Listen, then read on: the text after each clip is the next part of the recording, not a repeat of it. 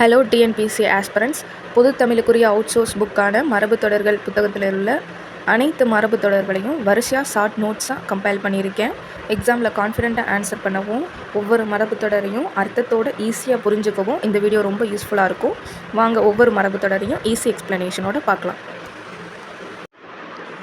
First என்ன கொடுத்துருக்காங்கன்னு பார்த்தீங்கன்னா, அகட விகடம் அப்படின்னு சொல்லி கொடுத்துருக்காங்க.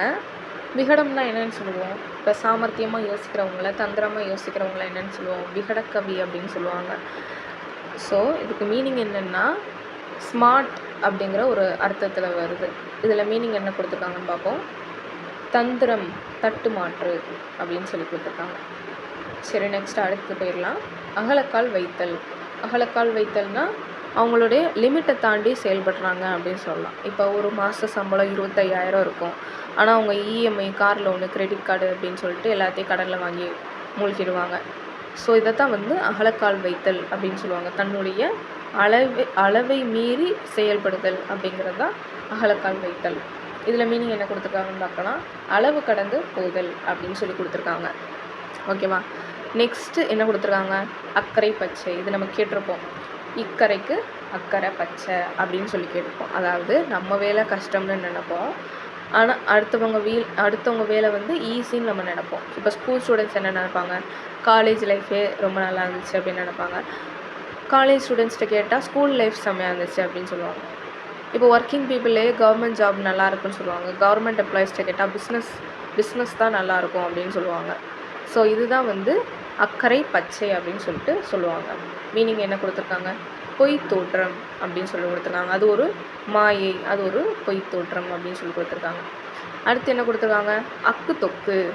அக்கு தொக்கு அப்படின்னா ரெண்டு பேருக்கும் உள்ள ரிலேஷன் அப்படின்னு சொல்லலாம். அக்கு தொக்கு அப்படின்னா ஒட்டுப்பற்று அல்லது தொடர்பு அப்படின்னு நம்ம சொல்லலாம். அடுத்து அடங்கா பிடாரி. அடங்கா பிடாரின்னு யாரை சொல்லுவாங்க? இப்போ டீச்சர் என்ன சொன்னாலும் கேட்க மாட்டான், பேரண்ட்ஸ் சொன்னாலும் கேட்க மாட்டான், அப்படிப்பட்டவனை தான் என்னன்னு சொல்லுவாங்க? அடங்கா பிடாரி அப்படின்னு சொல்லுவாங்க. யாருக்கும் அடங்காதவன், எவருக்கும் அடங்காதவர் அப்படின்னு சொல்லி கொடுத்துருக்காங்க.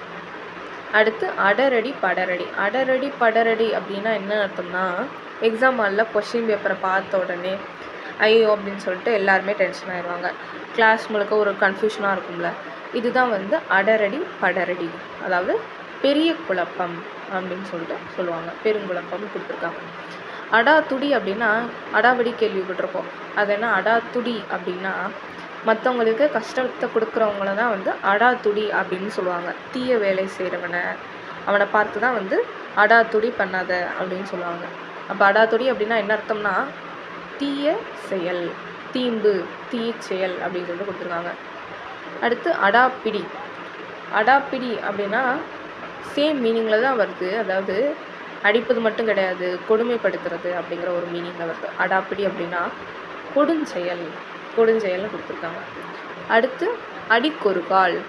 அடிக்கொருக்கால் அப்படின்னா அவன் அடிக்கொருக்கால் ஃபோன் பண்ணுறான் அப்படின்னு சொல்லுவோம்ல, அதாவது அடிக்கடி அப்படிங்கிற அர்த்தத்தில் வருது. என்ன கொடுத்துருக்காங்க பார்ப்போம். அடிக்கடி. அடுத்து அடிச்சான் பிடிச்சான் வியாபாரம். அடிச்சான் பிடிச்சான் வியாபாரம் அப்படின்னா ஒரு ப்ராடக்டை 500 ரூபாய்க்கு வாங்கிட்டு அங்கிட்டு போய் 10,000 ரூபாய்க்கு விற்கிறது. இது பீப்புளை ஏமாத்துற மாதிரி தானே. இதைத்தான் என்னன்னு சொல்லுவாங்க? அடிச்சான் பிடிச்சான் வியாபாரம் அப்படின்னு சொல்லுவாங்க. என்ன கொடுத்துருக்காங்கன்னு பார்ப்போம். மேல் விழுந்து செய்யும் கொடுஞ்செயல் வகை அப்படின்னு சொல்லிட்டு கொடுத்துருக்காங்க. அடுத்த இப்போ இந்த 10 மட்டும் ஒரு தாட்டி ரிவைஸ் பண்ணிடலாம். ஃபஸ்ட்டு என்ன பார்த்தோம்? அகட விகடம் அப்படின்னா தந்திரம் அல்லது தட்டுமாற்று. அகலக்கால் வைத்தல் அப்படின்னா அளவு கலந்து போதல். அக்கறை பச்சை அப்படின்னா தூரத்து பச்சை, அதாவது பொய் தோற்றம். அக்கு தொக்கு அப்படின்னா ஒட்டுப்பற்று அல்லது தொடர்பு. அடங்கா பிடாரி அப்படின்னா எவருக்கும் அடங்காதவர். அடரடி படரடி அப்படின்னா பெருங்குழப்பம். அடாதுடி அப்படின்னா தீம்பு அல்லது தீச்செயல். அடாப்பிடி அப்படின்னா கொடுஞ்செயல். அடிக்கொருக்கால் அப்படின்னா அடிக்கடி. அடிச்சான் பிடிச்சான் வியாபாரம்னா மேல் விழுந்து செய்யும் கொடுஞ்செய்கை. அடிதடி அடிப்பிடி. அடித்தடி அடிப்பிடி அப்படின்னா இப்போ சினிமாவில் பார்த்துருப்பீங்க, 2 பேருக்கும் வாக்குவாதம் ஆரம்பிக்கும், அப்புறம் கொஞ்சம் நேரத்தில் கைகளை பார்க்கும். அப்போ அது என்னன்னு சொல்லுவாங்க? அங்கே அடிதடியாக நடக்குது அப்படின்ற மாதிரி சொல்லுவாங்கல்ல. அதைத்தான் என்னன்னு சொல்லுவோம்? சண்டைன்னு சொல்லுவோம். அதைத்தான் கொடுத்துருக்காங்க. என்ன மீனிங்னா சண்டை. அடுத்து அடுத்து அடித்தண்டம் பிடித்தண்டம். அடித்தண்டம் பிடித்தண்டம் கொஞ்சம் புதுசாக இருக்குல்ல. அப்படின்னா என்னென்னா, ஒருத்தன் கடன் வாங்குறான், அவனால் திருப்பி கொடுக்க முடியல, அவனோட நிலம் வீடு நகை எல்லாத்தையும் மற்றவங்கக்கிட்ட போயிடுச்சு அப்படின்னா அதை என்னன்னு சொல்லுவாங்கன்னா, அடிதண்டம் பிடித்தண்டமாக எல்லாத்தையும் வாங்கிட்டாங்க அப்படின்னு சொல்லுவாங்க. அதுதான் முழுமையாக வசப்பட்ட பொருள் அப்படின்னு அர்த்தம். என்ன கொடுத்துருக்காங்கன்னு பார்ப்போம். முழுமையாக வசப்பட்ட பொருள். அடி அடியாக. அடி அடியாக அப்படின்னா, இப்போ எங்கள் தாத்தா வந்து கவர்மெண்ட் ஜாபில் இருந்தாங்க, இப்போ ரிட்டையர் ஆகிட்டாங்க. அதுக்கப்புறம் எங்கள் அப்பா கவர்மெண்ட் ஜாபில் இருக்காங்க. அடுத்து இப்போ நானும் கவர்மெண்ட் ஜாபில் இருக்கேன். ஸோ இதைத்தான் வந்து அடி அடியாக கவர்மெண்ட் சர்வீஸில் இருக்காங்க அப்படின்னு சொல்கிறது. தலைமுறையாக. அடி அடியாக அப்படின்னா ஜென்ரேஷன் ஆஃப்டர் ஜென்ரேஷன் நம்ம சொல்லுவோம். அடுத்து அடுக்கடுக்காய். இது வந்து ரொம்ப ஈஸியான ஒரு இது. அடுக்கடுக்காய் விபத்துகள் நடந்துள்ளன, இந்த மாதிரி நம்ம நியூஸில் சொல்லி கேள்விப்பட்டிருப்போம். அது அப்படின்னா என்னென்னா வரிசையாகன்னு கொடுத்துருக்காங்க. ஓகேவா? அடுத்து அடுக்கு குலையல். அடுக்கு குலையல் அப்படின்னா, இப்போ ஒரு பெரிய கம்பெனி நல்லா போயிட்டுருக்கு, திடீர்னு லாஸ் ஆகிடுச்சு, எம்ப்ளாயீஸ்லாம் ரிசைன் பண்ணிட்டு போயிட்டாங்க, அடுத்து பிஸ்னஸ் டவுன் ஆகும். இதைத்தான் வந்து என்னென்னு சொல்லுவாங்க, அந்த நிறுவனம் வந்து அடுக்குலைந்து விட்டது அப்படின்ற மாதிரி சொல்லுவாங்கல்ல. அதாவது அதுக்கு என்ன அர்த்தம்னா நிலை அழிதல் அப்படின்னு சொல்லி கொடுத்துருக்காங்க. அதாவது நிலைமை சீர்குலைதல்.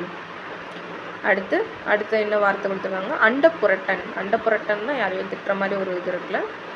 அதாவது என்ன அர்த்தம்னா, எப்போ பார்த்தாலும் ஏமாத்துறான், பொய் சொல்லிகிட்டு இருக்கான், மற்றவங்களுக்கு கெடுதல் செய்கிறான், இப்படிப்பட்டவன் என்னன்னு சொல்லுவாங்கன்னா அண்டப்புரட்டன் அப்படின்னு சொல்லுவாங்க.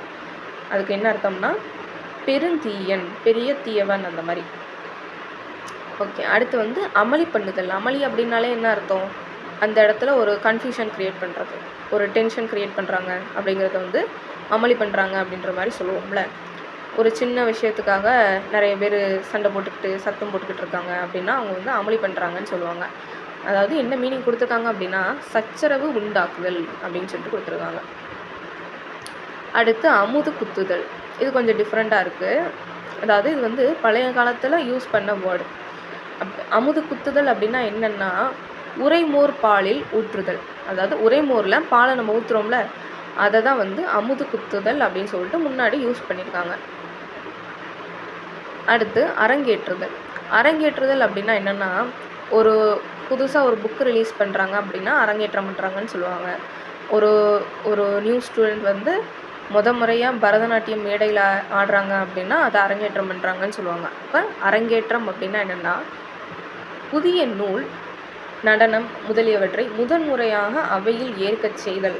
அதைத்தான் வந்து அரங்கேற்றுதல் அப்படின்னு சொல்லுவாங்க. இது நம்ம யூஸ்வலாக பயன்படுத்துகிறது தான். ஸோ அடுத்து பார்ப்போம். அடுத்து என்ன கொடுத்துருக்காங்கன்னா அரட்டல் புரட்டல்.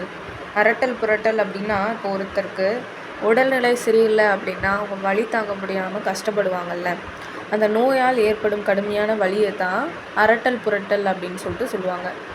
இதில் என்ன கொடுத்துருக்காங்கன்னு பார்ப்போம். நோய் முற்றலால் நிகழும் வலி அப்படின்னு சொல்லிட்டு கொடுத்துருக்காங்க.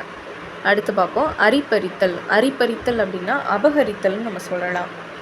அதாவது ஒருத்தர்கிட்ட இருக்கிற பணம், பொருள், வாய்ப்பு எல்லாத்தையும் கொஞ்சம் கொஞ்சமாக எல்லாத்தையும் வந்து ஒருத்தவங்க எடுத்துக்கிட்டாங்க அப்படின்னா அவங்க வந்து அபகரிச்சிட்டாங்க, அரிப்பறிச்சிட்டாங்க அப்படின்ற மாதிரி சொல்லுவாங்க. ஸோ இதில் மீனிங் என்ன கொடுத்துருக்காங்கன்னு பார்ப்போம். அரிப்பறித்தல் அப்படின்னா கொளித்தெடுத்தல் அப்படின்னு சொல்லிட்டு கொடுத்துருக்காங்க.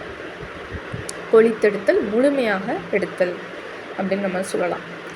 அரைகுலைய தலைகுலைய. அரைகுலைய இது வந்து பார்த்துக்கோங்க. அரைகுலைய தலைகுலைய. அரைகுலைய தலைகுலைய அப்படின்னா அவசரமாக வந்து கிளம்பி போவோம், லேட் ஆகிடுச்சு அப்படின்னா பஸ்ஸு கிளம்பும்போது வேகமாக பேகை தூக்கிட்டு மூச்சு வாங்க ஓடுவோம்ல, அதைத்தான் என்னென்னு சொல்லுவாங்கன்னா அரைகுலைய தலைகுலைய ஓடி வந்திருக்கான் அப்படின்ற மாதிரி சொல்லுவாங்க. அதாவது என்ன அர்த்தம் அப்படின்னா மிக விரைவாக அப்படின்ற மாதிரி மீனிங் கொடுத்துருக்காங்க.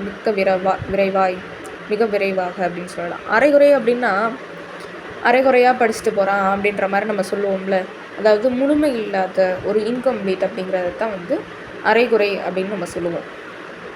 ஓகே. என்ன கொடுத்துருக்காங்கன்னு பார்ப்போம். முற்று பெறாமை அப்படின்னு சொல்லிட்டு கொடுத்துருக்காங்க. அதான் இன்கம்ப்ளீட் அப்படின்றது. அடுத்து அரைப்படிப்பு. அரைப்படிப்பு அப்படின்னா ஃபுல்லாக வந்து கம்ப்ளீட் பண்ணாமல் பாதியாக விட்டுட்டு போகிறது. இப்போ ஃபஸ்ட்டு நம்ம படிப்போம், படிச்சுட்டு அடுத்து ரிவிஷன் பண்ணாமல் விட்டுருவோம். அப்போ 2 மாதம் கழித்து 3 மாதம் கழித்து பார்க்கும்போது இது உண்மையிலே நம்ம படித்தோமா அப்படின்ற மாதிரி இருக்கும். ஸோ இதுதான் வந்து பாதி பாதியாக விட்டுட்டு போகிறது தான் வந்து சொல்கிறாங்க அரைப்படிப்பு அப்படின்னு சொல்கிறாங்க. இப்போ இந்த இடத்துல கன்ஃபியூஷன் க்ரியேட் ஆகும். என்னென்னா அரைகுறை அப்படின்னா முழுமை இல்லாதது, முற்று பெறாதது அப்படின்னு நம்ம சொல்கிறோம். அரைப்படிப்பு அப்படின்னா முழுமை இல்லாத கல்வி, அதைத்தான் வந்து இந்த நிரம்பாத கல்வியைத்தான் வந்து என்னென்னு சொல்லுவாங்கன்னா அரைப்படிப்பு அப்படின்னு சொல்லிட்டு சொல்கிறாங்க. அடுத்து அரைமனிதன். அரைமனிதன் அப்படின்னா நிறைய படிச்சிருப்பாங்க. எவ்வளவு படிச்சிருந்தாலும் அவங்கக்கிட்ட ஒரு ஒழுக்கம் இல்லை, அவங்கக்கிட்ட ஒரு ஹியூமனிட்டி இல்லை அப்படின்னா அப்படிப்பட்டவங்கள என்ன சொல்லுவாங்கன்னா அரைமனிதன் அப்படின்னு சொல்லுவாங்க. இதில் மீனிங் என்ன கொடுத்துருக்காங்க? மதிப்பு குறைந்தவன் அப்படின்னு சொல்லிட்டு கொடுத்துருக்காங்க. அவங்கக்கிட்ட ஒரு வேல்யூ இல்லை அப்படிங்கிறது. அளக்கலக்காய். அளக்கலக்காய் அப்படின்னா அளக்கலுக்காக அப்படின்னு சொல்லிட்டு அப்படின்னா என்ன அர்த்தம்னா ஒரு கிளாஸ் டீச்சர் சொல்கிறாங்க ஒவ்வொருத்தரும் தனித்தனியாக நில்லுங்க அப்படின்னு சொல்கிறத அளக்கலக்காக நில்லுங்க அப்படின்னு சொல்லிட்டு சொல்லுவாங்கள்ல. அப்படின்னா என்ன அர்த்தம்னா அளக்கலக்காய் அப்படின்னா தனித்தனியாய். அடுத்து அலைக்கழித்தல். அலைக்கழித்தல் அப்படின்னா நம்ம யூனிட் 6 இந்த ஸ்டோரி கேள்விப்பட்டிருப்போம். அதாவது ஜாக்சன் துரை அவர்கள் வந்து வீரபாண்டிய கட்டபொம்மனை இங்கே வாங்க அங்கே வாங்கன்னு சொல்லிட்டு அலைக்கழிச்சார். குற்றாலத்துக்கு வாங்கன்னு சொல்லுவார். அப்புறம் ராம்நாட்டில் வந்து அரண்மனைக்கு வாங்கன்னு கூப்பிடுவார். இப்படி மாற்றி மாற்றி ஒவ்வொரு இடத்துக்கும் கூப்பிட்டு வந்து அவரை அலைக்கழிக்க விட்டாருன்னு நம்ம படிச்சுப்போம்ல. அதான் அழைத்து வருத்துதல் கெடுத்தல் அப்படின்னு சொல்லிட்டு கொடுத்துருக்காங்க.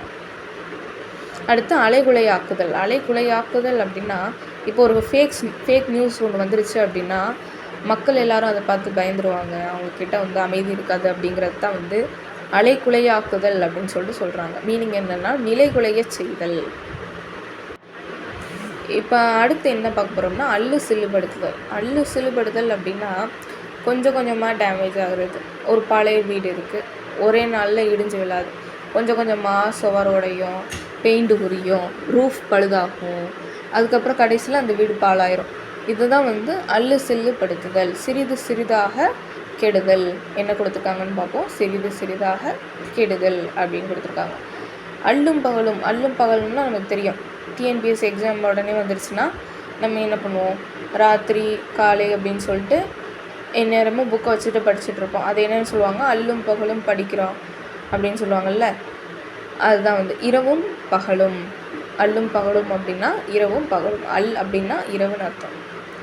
அடுத்து அல்லோல கல்லோலம் அப்படின்னா அல்லோல கல்லோலம் அப்படின்னா இது வந்து தமிழ் வார்த்தை தான்.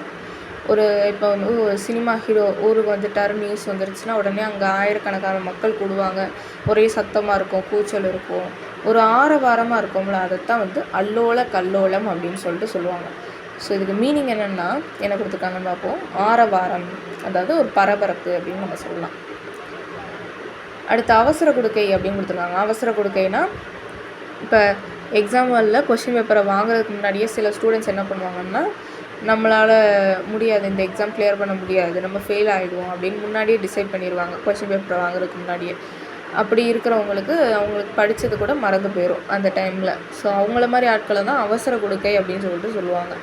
எப்போதுமே அவசரமாக உள்ளவங்கள தான் அவசர கொடுக்கை அப்படின்னு சொல்லிட்டு சொல்லுவாங்க. மீனிங் என்ன, பதற்றக்காரன். அடுத்து அவிழ்த்து கொடுத்தல். அவிழ்த்து கொடுத்தல் அப்படின்னா ஒருத்தர் கஷ்டத்தில் இருக்கார் அப்படின்னா தன்னுடைய சேமிப்புலேருந்து பணம் எடுத்து கொடுத்துறாரு அப்படின்றவரை வந்து அவிழ்த்து கொடுத்தல் அப்படின்னு சொல்லுவாங்க. அதாவது தன்னுடைய பொருளிலிருந்து எடுத்து கொடுத்தல், உதவி மனப்பான்மையை தான் வந்து இந்த மரபு தொடர் குறிக்குது. சொந்த பொருளிலிருந்து எடுத்து கொடுத்தல் அப்படின்னு கொடுத்துருக்காங்க. அடுத்து அழித்தளித்து. அழித்தளித்து அப்படின்னா நான் அழித்தளித்து திருப்பி திருப்பி சொல்கிறேன் அப்படின்ற மாதிரி சொல்லுவாங்கள்ல. மீண்டும் மீண்டும் சொல்கிறாரு, சொல்லிக் கொடுக்குறாரு அப்படிங்கிறது தான் அழித்தளித்து அப்படின்னு சொல்லுவாங்க. திரும்ப திரும்ப அப்படிங்கிற அர்த்தம். திரும்ப திரும்ப, மீண்டும் மீண்டும். அடுத்து அழிவழக்கு. அழிவழக்கு அப்படின்னா இப்போ 2 பேரும் ஒரு விஷயத்துக்காக கோர்ட்டுக்கு போகிறாங்க, ஒரு சின்ன விஷயத்துக்காக கோர்ட்டு போகிறாங்க அப்படின்னா அது வருஷக்கணக்காக அந்த கேஸ் ஓடுது.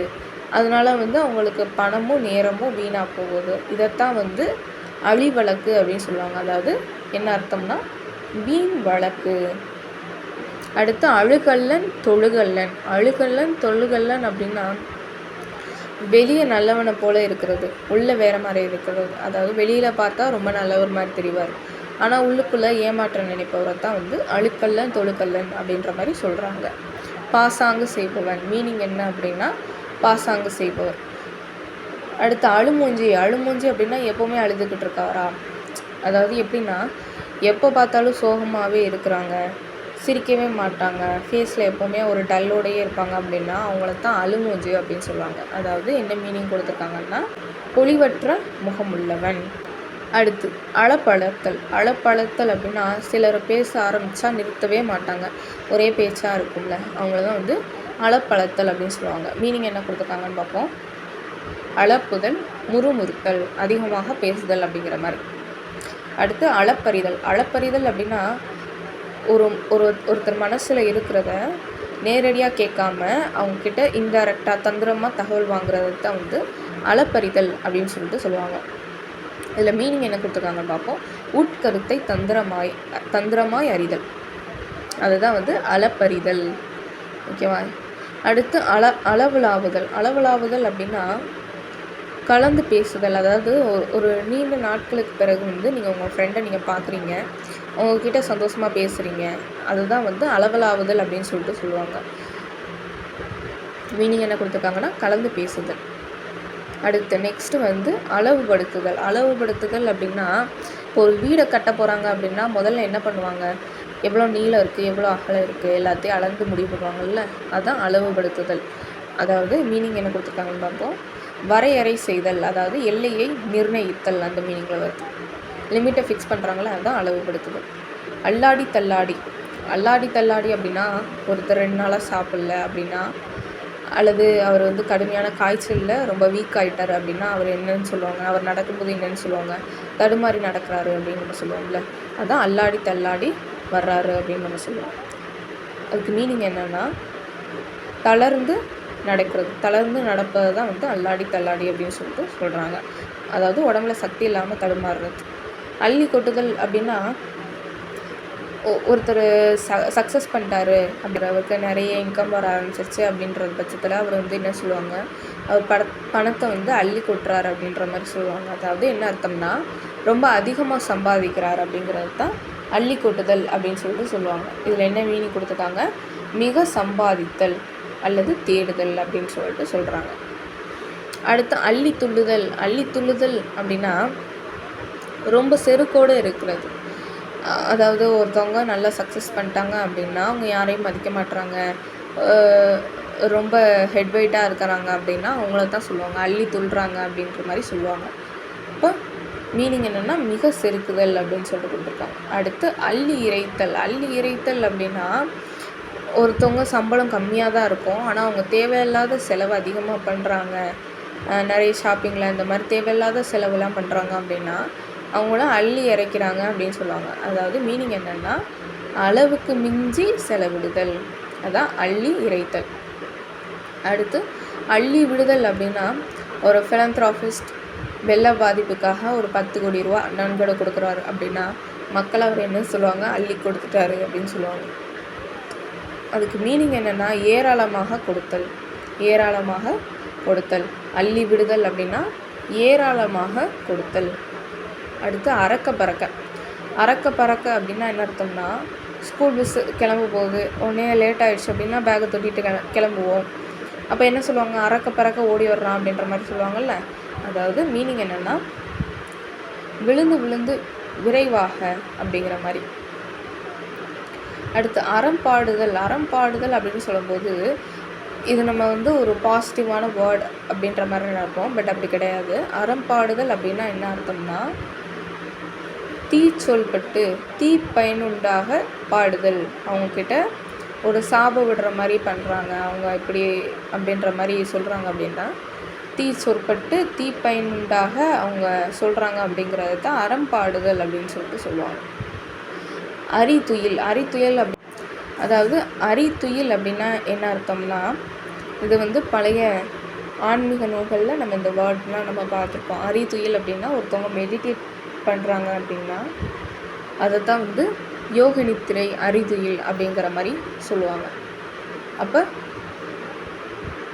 யோக நித்திரை அப்படிங்கிறது தான் வந்து அரிதுயில். அடுத்து அறிமுகம் அப்படின்னா என்ன அர்த்தம்னா இப்போ ஒரு இன்டர்வியூ போகிறீங்கன்னா உங்களை இன்ட்ரடியூஸ் பண்ணிக்கோங்கன்னு சொல்லுவாங்க, உங்களை அறிமுகப்படுத்திக்கோங்கன்னு சொல்லுவாங்கள்ல, அதுதான். மீனிங் என்ன கொடுத்துருக்காங்க, தெரிந்த முகம் அல்லது பழக்கம் அப்படின்னு சொல்லிட்டு கொடுத்துருக்காங்க. அடுத்து என்ன கொடுத்துருக்காங்கன்னு பார்ப்போம். அறிவறிவாக. அறிவறிவாக அப்படின்னா ரொம்ப கிளியராக நடத்துகிறாங்க ஒரு டீச்சர் நல்லா கிளியராக நடத்துகிறாங்க அப்படிங்கிறத தான் வந்து அவங்க அறிவறிவாக சொல்லிக் கொடுத்தாங்க அப்படின்ற மாதிரி சொல்லுவாங்க.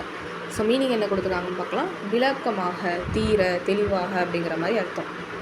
அடுத்து அறுதியிடுதல். அறுதியிடுதல்னால் ஒரு ஸ்டூடெண்ட் வந்து தினமும் 8 மணி நேரம் படிப்பேன் அப்படின்னு முடிவு பண்ணுவாங்க. அவங்க வந்து உறுதியாக முடிவு பண்ணாங்க.